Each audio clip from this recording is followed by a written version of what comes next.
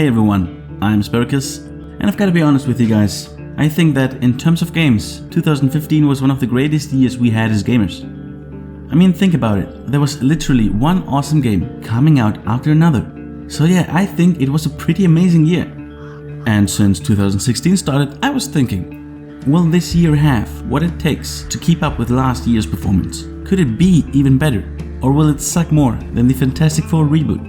To help answering that question, I will now show you my top 20 games that I can't wait to get my hands on in 2016. This list does not by any means try to determine how good these games are, but it's just a personal list of games I'm excited about to play, and if you think I missed some games, I'm happy to read about them in the comments down below, where you can also tell me why I should be excited about them. Just so you know, I excluded Star Citizen from this list, because that game is never coming out anyway.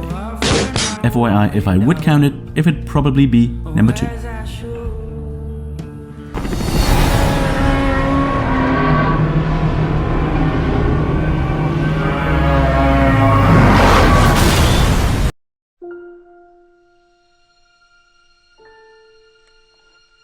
Number 20. Unravel. This is exactly where you can feel the heart and love of the developers for their game. It was the EA press conference during E3 2015 when Coldwood Interactive's creative director Martin Sellin took the stage and presented their new game, Unravel. When I saw him on the stage with his whole body shaking, all I wanted to do is to give him a hug and say, "It's okay, man, just tell us about your game." And to be honest, at first, I wasn't really excited. I mean, it's a platformer with some special mechanics with the yarns of Yarny, but through the whole presentation and beyond, you can actually feel how the developers care about the little baby they made together. A baby called Yarny. Only if the developers care and only then they can make a game that makes me care about it. And that is a rare thing in times where you just shoot your enemies left and right and don't really care about your companions dying because you just move over to the next one. So I can't wait for this game and its story to be unraveled.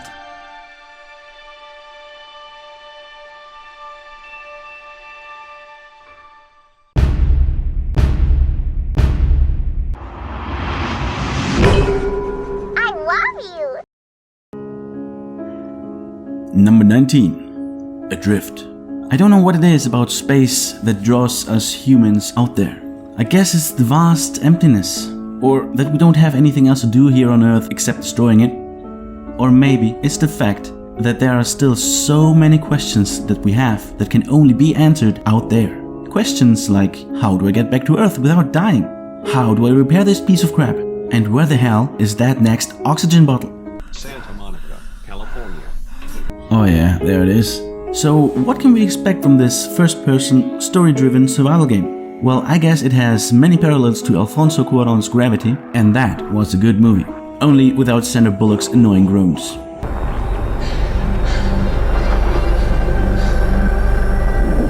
But with different annoying groans.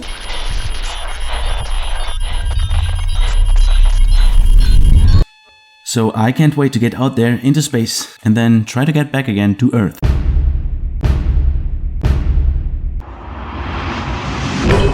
Bring him home.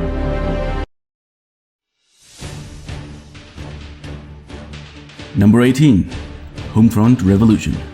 Man, Homefront had it hard. The first game had a very intriguing story and a really awesome setting, but it had a very short campaign, so it wasn't really well received by everybody. By the time they were owned by THQ, but at some point they went bankrupt. So Crytek took over the franchise and started to develop their own version of the sequel. But at some point also Crytek ran into some financial problems, so they had to sell the franchise to Deep Silver. And that was in the middle of development of the game. Luckily, the development team was also part of that deal. So hopefully all these distractions didn't lead to a bad game, but were merely a distraction that only led to a delayed release of the game. So why am I excited about a first-person open-world shooter set in the near future in Philadelphia in the US, occupied by North Korea? Well, I just told you why.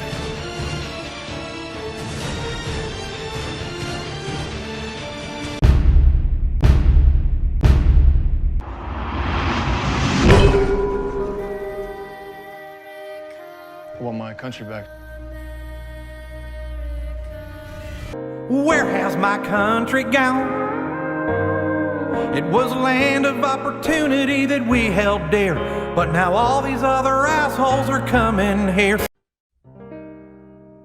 Number 17. Final Fantasy 15. Final Fantasy.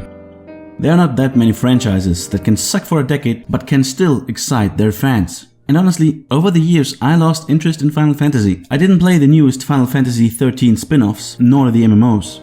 But I was reading the reviews about the new installments and how they actually managed to make a realm reborn. Well, that gives me hope. Also the fact that after whatever that was with Final Fantasy 13, they went a step back, thought about their plan they had, cancelled games, and redid their whole game strategy and started new. So after almost 10 years of development, a name change and the swap over to the current generation, I still think that they managed to get their shit together, so they might be able to take back the throne of RPGs and just maybe bring me back into my childhood. Cause you know what guys, when I was just a little boy and saw this, I imagined this. When I saw this, I imagined this. おい近づくな危ねえぞ分かってるうわあれ顔だ冗談だろ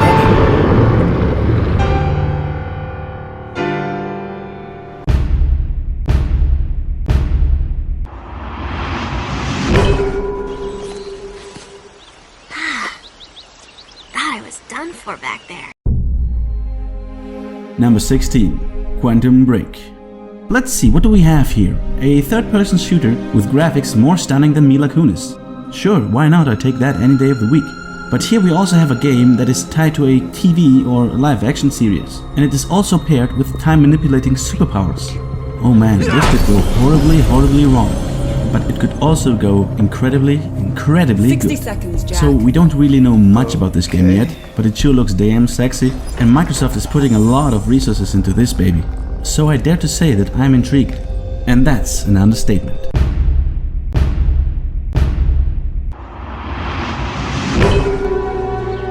I'm retarded?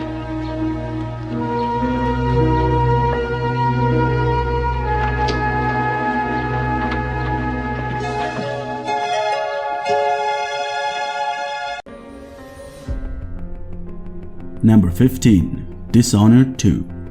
Set 15 years after the events of Dishonored, Corvo Attano is back to help enemy Kelvin and her family to regain the throne. So you can choose to play either as Corvo or Emily, and you can once more sneak kill yourself through the ranks of your enemies, or you just go in guns blazing and kill everyone, or you just go through unseen with no drop of blood spilled. But wait, hold on a second. That's nothing new. That's pretty standard these days. So why can't I wait for this game to come out? What makes it special? Is it the setting? The wide areas that give you the freedom to move? Or is it the art style? Well, maybe you can help me out down in the comments below, but I think it's the combination of everything and more, and the fact that the Arcane Studios just managed to tweak the game that way that every component fits together perfectly. And I guess this is what makes Dishonored stand out tall from the crowd.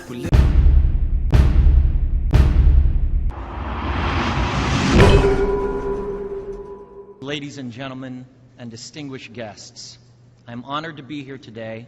Number 14. Hitman. Alright, here we go again. Another game that gives you the choice to go in stealthy, guns blazing, or without killing anyone. Well, except for the target, I guess. Then again, I think the Hitman series is a pretty good example where we can see what makes a game great compared to, well, let's say, not that good. So I think that Hitman Blood Money was the best game in the Hitman series. Just like in Dishonored, simply every aspect of the game fit together perfectly. And after that, it came as a surprise that they critically failed to put in the essence of the series into Hitman Absolution. It just seemed they completely forgot what's good about the series. I'm not saying Absolution was a bad game, but it wasn't a Hitman game and it could have been so much more.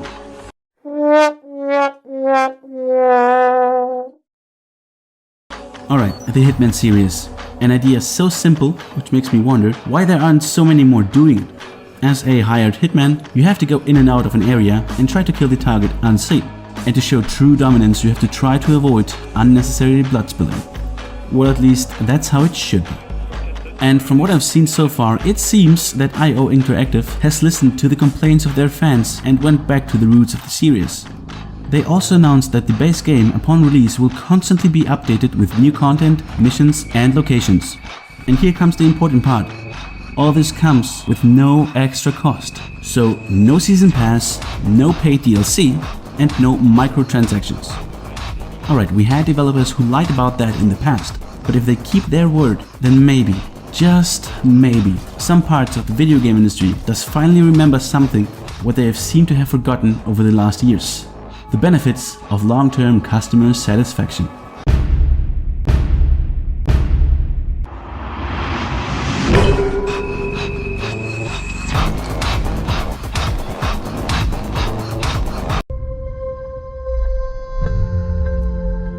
Number 13. Mirror's Edge Catalyst.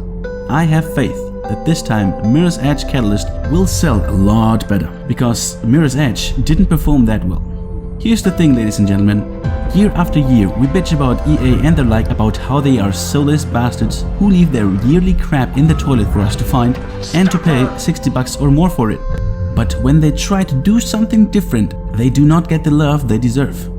It's been said many times, and I say it again. We, the gamers, as consumers, are the ones that teach the publishers what we want. Our power lies in our wallets. But apparently what we want is a new Assassin's Creed every month. I guess we want the billionth spin-off of the freaking Candy Crush saga. And apparently we want to wait 8 years for a new Mirror's Edge. And don't let me start about the DLC policies we had over the last couple of years. So, that being said, let's talk about Mirror's Edge. I can't wait to run around and kick some corporate butt with my hands and feet. But the first installment included many new things, including the free run and parkour mechanic. And that's pretty much standard now. So I wonder what surprise they've got for us. Stop her!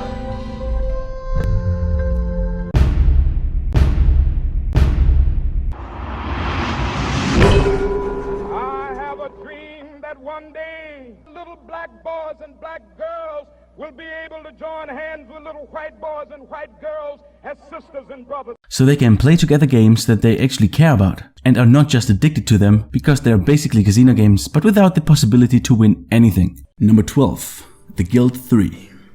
Alright, I know I take a bit of a gamble on this one because it's been quiet about this game for a while now and there isn't much information to go on in the first place. But it is scheduled for 2016 and I really hope it will come out soon.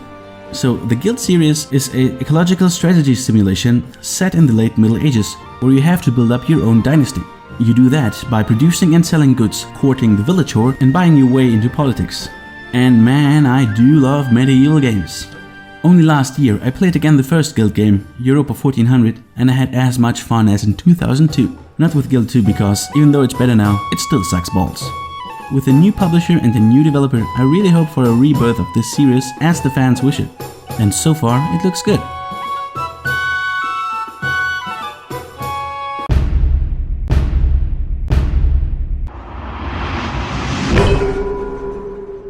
And who are you?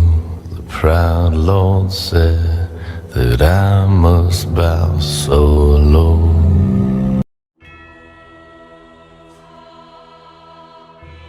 And number 11, Dark Souls 3. Oh, alright, just wait a second, okay? Just wait a moment and let me explain. I know that Dark Souls will once again be one of the best games this year will have to offer. I have no doubts about that. But this list is about anticipation. And after Dark Souls 2 in 2014 and Bloodborne in 2015, I can't help but feeling saturated by the type of games the Souls series is. It's very likely that this saturated feeling will disappear the closer we get to the release date. But for now, I would actually prefer if From Software would wait, take a step back and look at what they have there. I know this won't happen this year, but there's always the next game and I hope for that one that they will take their time so that game can stand out not just as the only game that is actually challenging these days, but as a true gem of gaming history.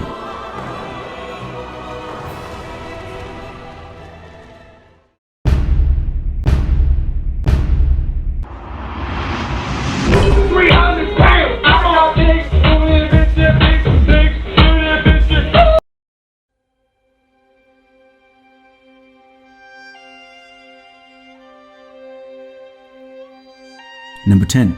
Horizon Zero Dawn. Well, that thing came out of nowhere. Gigantic robot dinosaurs versus futuristic cavemen. I mean women. Man, I can't wait to see how they explain that shit. But damn, this looks awesome.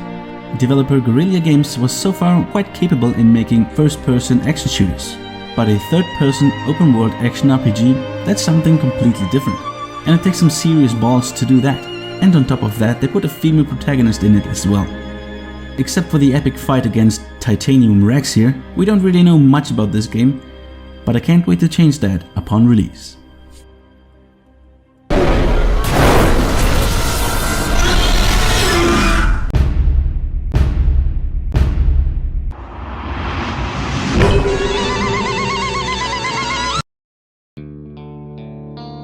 Number 9. Firewatch.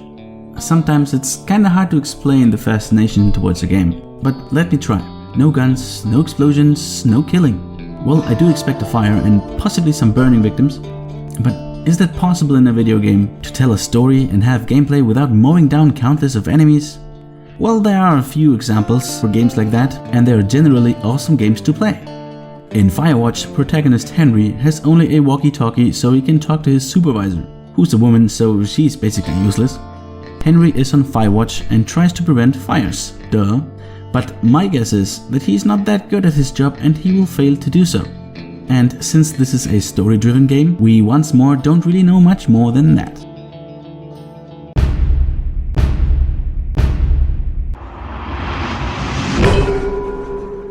Some men just want to watch the world burn. And number 8, Mass Effect Andromeda. Commander Shepard, it's been an honor, and it's been a lot of fun. The Reapers are gone, galactic life is saved, well, sort of. So, what to do next? Well, exploration of course. So we get out of the Milky Way and go into the Andromeda galaxy. And we can find out what kind of shit hits the fan over there. Once again, we don't really know much about the next Mass Effect game. I know this is a great top 10 so far where we just don't know anything about the games. But if we take a look at the previous Mass Effect games, we see 3 exceptional games that are a must-have for any game collection. Now, if EA managed to mostly keep their dirty hands of BioWare and let them do what they can do best, we have another must-have coming up.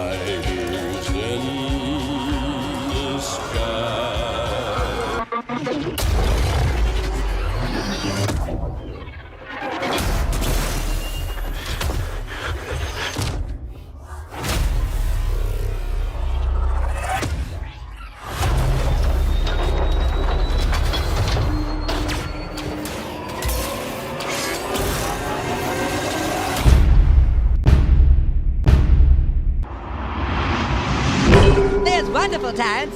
It sure is. Let's look for treasure. Yes, let's look for treasure.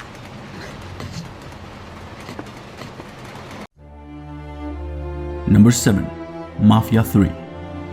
After a game that was so awesome, the Godfather himself would have killed to own it, came a game that was pretty much the same and with better graphics, but it did fail to go with the times and didn't really have much to do in the open world, so it wasn't considered as great. Comes now a game that's supposed to make everything right again.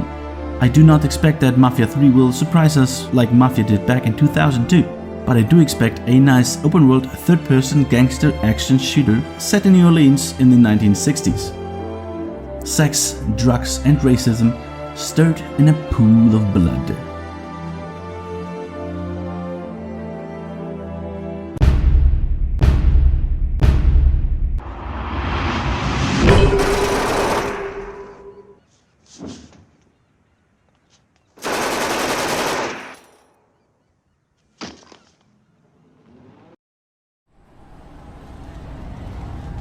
Number 6.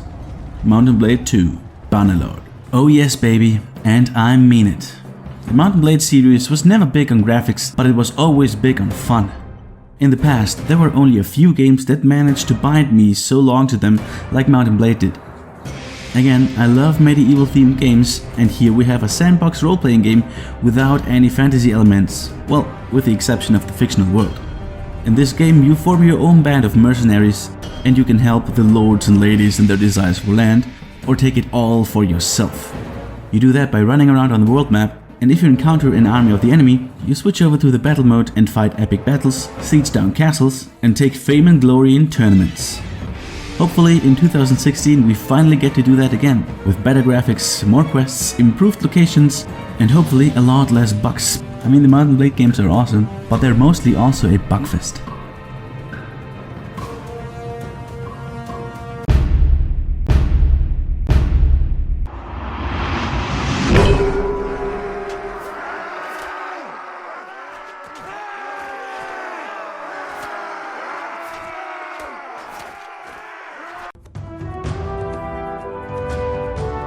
Number 5. Uncharted 4: Thieves' End. The Uncharted series and Nathan Drake started as a mixture ripoff from Indiana Jones and Lara Croft, but quickly managed to rise above them. And since Naughty Dog is able to make their next game better than the one before, yes, Uncharted 3 was better than 2, I can't wait to see what they pull off next and show the world what can be done with what at first glance seems to be a standard third-person shooter.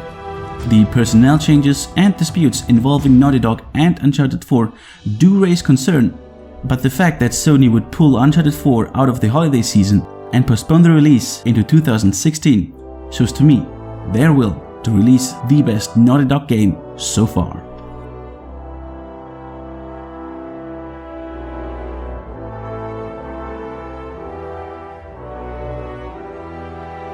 So can I count on you?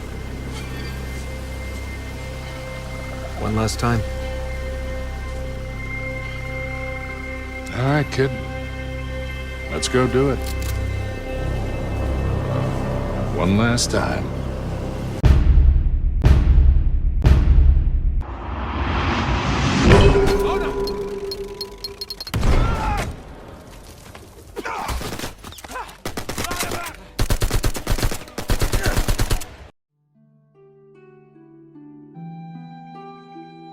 Number 4. The Last Guardian. More than 6 years we've been waiting. 6 years since the first announcement in E3 2009. And it's been 10 years since Shadow of the Colossus. Seriously, the ones who haven't played the games of Team Ico, you just don't understand the pain of the wait. And you definitely should play the games. But here we are now. Once more there is a life sign. A light at the end of the tunnel. To be honest, all these years of waiting have diminished my desire for the game. Mainly because I just didn't want to get hurt again by disappointing news. Or should we say, no news at all? I promise to you guys, as soon as the precise release date is known and we can see another glimpse of Trico here, I will once again be hyped for this game beyond anything that's considered healthy.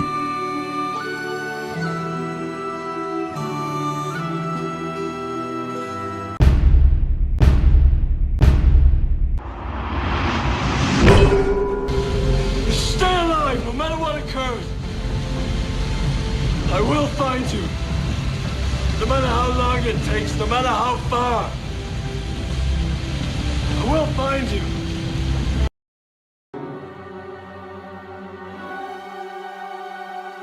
Number 3. Hearts of Iron 4. Well, if you so far haven't noticed that this is a personal list of games that I can't wait for, well, you sure as hell do know now. Because I know that grand strategy titles made by Paradox Interactive are not the games for everyone. But I can assure you that more of you are interested in these games than you know. A couple of years back I was the same. At first it seemed kinda boring that you just always look at the world map and just push around some figures. I mean, in the Total War series you at least get those epic battles. Well, they are the highlight of that series because the actual strategy part in the Total War series, that sucks. Strategy titles by Paradox Interactives are the real deal. Hearts of Iron 4 is a grand strategy title set during World War II, where you can take over the powerhouses of that time and lead them to world domination, or take over a smaller country and become a big player yourself. And guess what? Once you learn the ropes of the game and pass the learning curve, it's the most addictive game ever. And that's the same with other grand strategy titles from Paradox Interactive, like the Crusader Kings, Europa Universalis or Victoria series. There is always one more promise to take, one more battle to fight, one more war to win. And when you think you had enough of the game, they bring out an expansion that changes big part of the gameplay and you're hooked again. I'm sure that once again I will end up conquering the world over and over and over and over and over and over and over and over.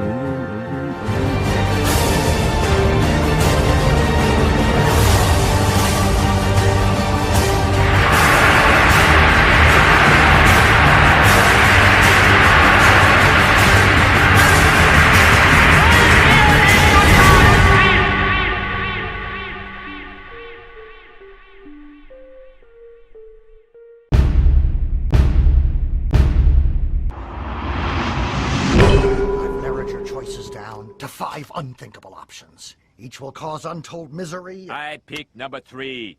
You don't even want to read them first? I was elected to lead, not to read. Number 3. Also number 3, Stellaris. Alright, I put both games into one spot because there is no actual release date for any of these two games. But, if I remember correctly, back in 2014 they announced Hearts of Iron 4 for 2015. Well then at some point in 2015 they postponed the release without any date or notice when it's supposed to come out. But since it's almost 1 year after the first planned release date, it's pretty safe to say that Hearts of Iron 4 will come out in 2016. Now again, when they postponed Hearts of Iron 4, they also released a statement saying that it was a mistake to announce Hearts of Iron 4 so early, and that future games won't be announced anymore unless they are almost finished, or at least let's say in a playable version. And sometime after that, at Gamescom 2015, they announced Stellaris, a complete new IP for grand strategy out in space. And boy, I do love some good old space strategy. This game also currently doesn't have a release date, and Paradox is known to announce the release dates on a short notice.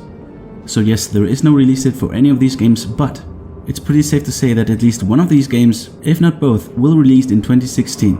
And at this point, I don't really care which comes first. Just give me something new, Paradox. Anything new. I'll buy it and play to death.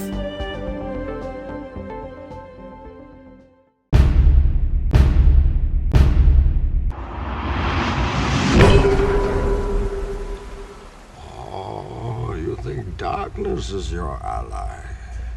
You merely adopted the dark.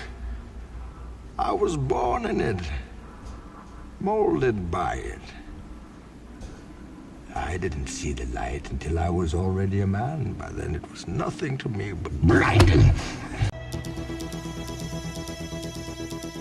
Number 2. No Man's Sky. After masterpieces like Joe Danger and Joe Danger 2, the movie, the enormous team of Hello Games that currently consists of 15 people, that's right, 15, bring out now No Man's Sky. You know, that game with 18 quintillion frickin' planets? Well, such a, let's say, game world would be too big for any size of developer, so the whole universe is procedurally generated. Or simply put, everywhere I go, I'm the first. It's a strange feeling. Step outside the rover, first guy to be there. Climb that hill, first guy to do that. 4.5 billion years, nobody here. And now, me. becomes a reality. Well, you know, virtually. So it becomes virtuality?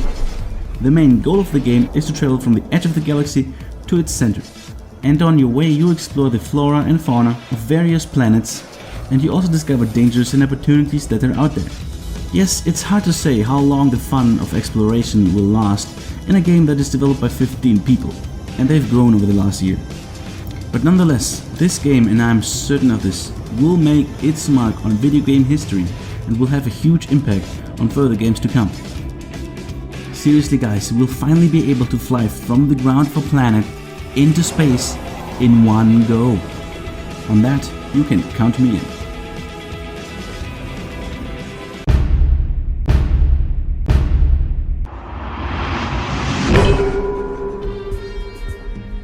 In your face, Neil Armstrong.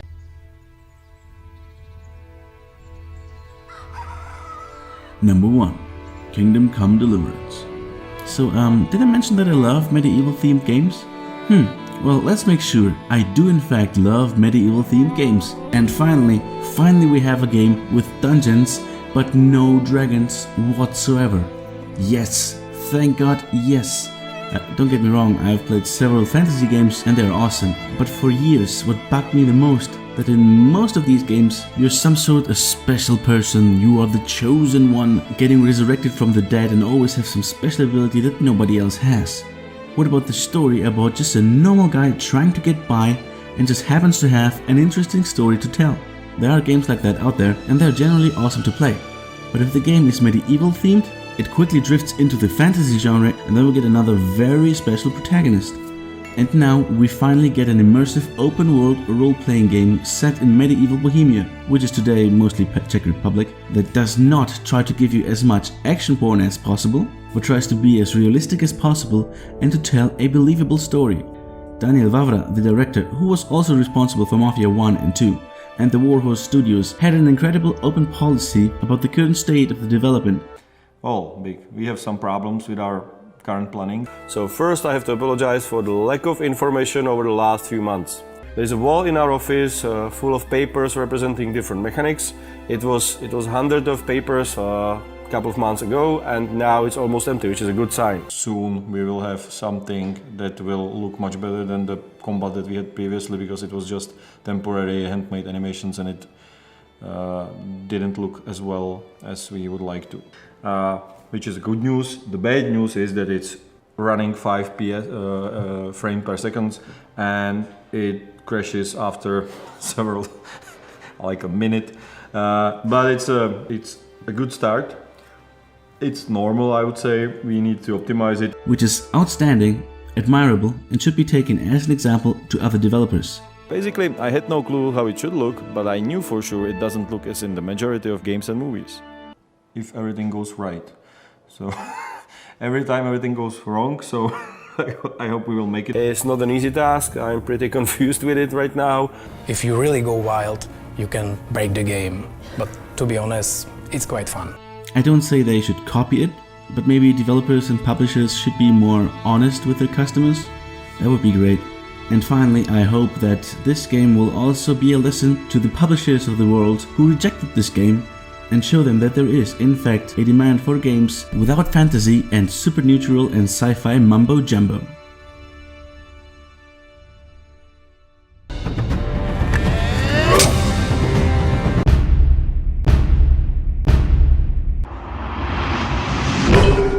I'm just a regular, everyday, normal guy. Nothing special about me, motherfucker. I'm just a regular, everyday, normal guy. When I go to the clubs, I wait in line, motherfucker. I'm just a regular, everyday, normal guy. And I make pretty good spaghetti sauce, motherfucker. I'm just a regular, everyday, normal guy.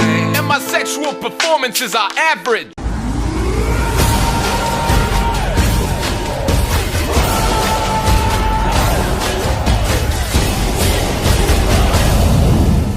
Alright, let's go back to the question at hand. Will the year 2016 have what it takes to keep up with 2015? Well, after seeing this list and the fact that there are many more games coming out, I am sure that you will agree with me if I answer this with a definite yes. Could this year be better than last year? Well, we won't know for sure until the end of it, but it looks promising. So, do you agree with my list? What kind of games did I miss? What games are you excited about, and which ones should I know about? Tell me your opinion in the comments down below, I would love to read them. A rating of this video is of course appreciated, so press the like or dislike button down below to help me out a bit, and make sure to subscribe to this channel if you want to see me play some of these games throughout the year. So I hope to see you around here some more.